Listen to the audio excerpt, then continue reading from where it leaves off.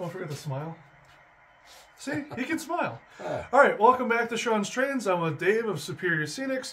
We're taking a look at this FMC 5277 boxcar, combo door boxcar. It was just released by ExactRail through Scale Trains, since Scale Trains has acquired ExactRail. This is the Evolution series, so this is their middle of the road. They have the Platinum series, and I forget what the other one is. It's got a green color to it, a green band instead of blue along the bottom. I don't remember what it is. So this guy retails for $46.99, and I found this at my local hobby shop, Hiawatha Hobbies, for $37.99. Now, one thing I really want to point out about this is, first of all, ExactRail has always been one of my favorite manufacturers of all time, always.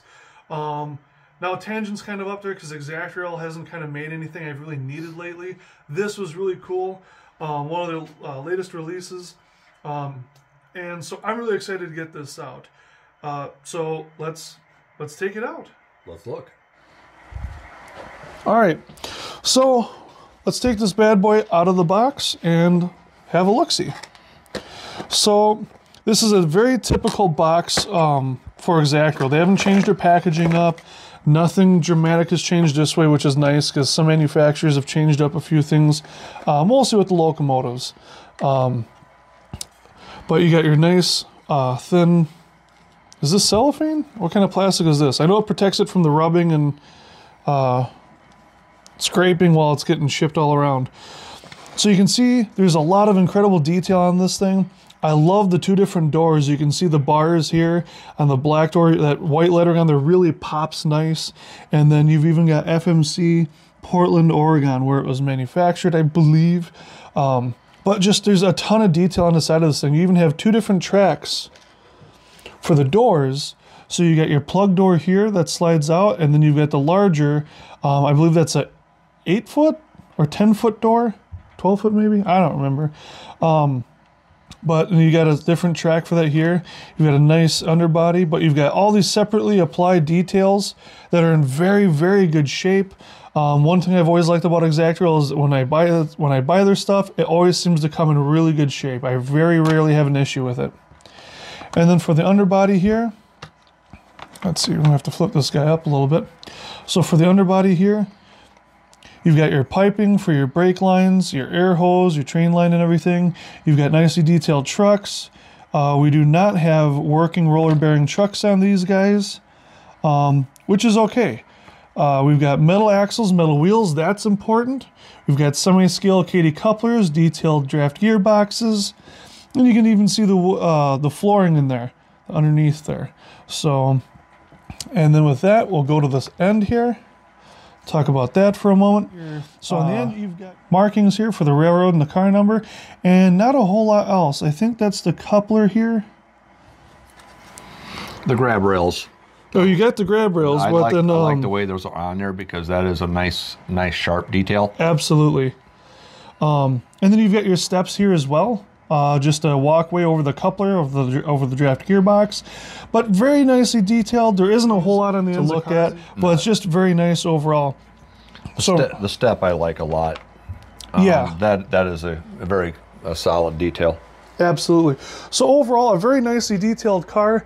We're going to get some pictures here and put them in so you can see the details a little bit more close up.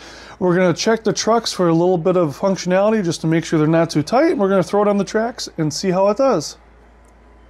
All right, so we just got this guy off the layout. We ran him a few laps around the middle with maybe not quite a dozen cars around it with a little bit. They've got loads, so they got a little weight.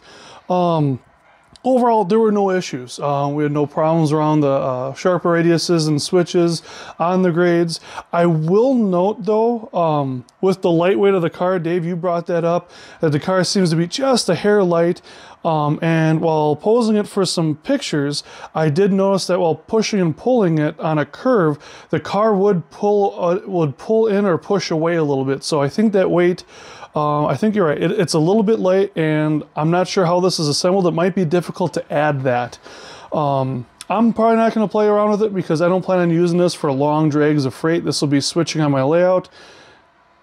We all justify our purchases. We'll see what happens down the road, but I think this thing did very well. I think the biggest bang for the buck is, you know, $38 plus tax, or $37.99 plus tax, and you get this level of detail. This is going to fit great on any layout, wherever you're at, whether you're on the high end or the low end. This has the detail, the higher end detail to it, but it doesn't have the high end price tag of $50 to $60 a freight car, which is what you're getting for Tangent. You're getting it for ExactRail's Platinum line. You're getting that for Rivet Counter freight cars now. You know, $45 to $50 up. Things are getting kind of out of hand. So to see something with this amount of detail is really refreshing. Dave, what are your thoughts? Oh, I like the car. There's no two ways about that. But again, like we were talking earlier, I think you got me on tape. Rail box. I do like the rail box paint scheme. I just always have been kind of a soft spot in my heart for rail box. I do like, you know, the little step on the fronts, you know, in the back of the car here with the, you know, over the coupler pocket. I like that a lot. To me, that's just a neat detail. Everybody's been doing a great job over the years, you know, fine-tuning the way their cars look. ExactRail, you know, there's no question they've done the same thing. Like we were talking earlier, how much further can they go?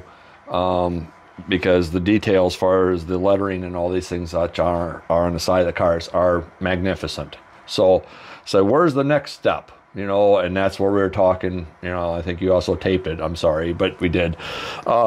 To me, when we were running over here recently, and one of the guys were talking about having the trucks. The working trucks. The working trucks, that they didn't pick switches as much. They were, if you have track that's not quite as perfect, and they will negotiate that better. And I've never tried it. I look forward to doing it if we can. I think, Shawn, that would be a lot of fun to try to do a cross comparison and find a little bit of a switch that's a little bit messy. Even though I bet we build one messy, see who can go through what. That would be kind of fun. But I would look forward to going further with this stuff. Like the roller bearing caps that rotate, I think they're pretty slick looking. You know, just don't have it. But you know what? It doesn't make me cry. Yeah. So awesome. Well, thanks for letting us use the layout. Again, this is Dave from Superior Scenics, the channel sponsor. So again, thank you to Superior Scenics for sponsoring Shawn's trains, and we'll see you all in the next video. Yeah.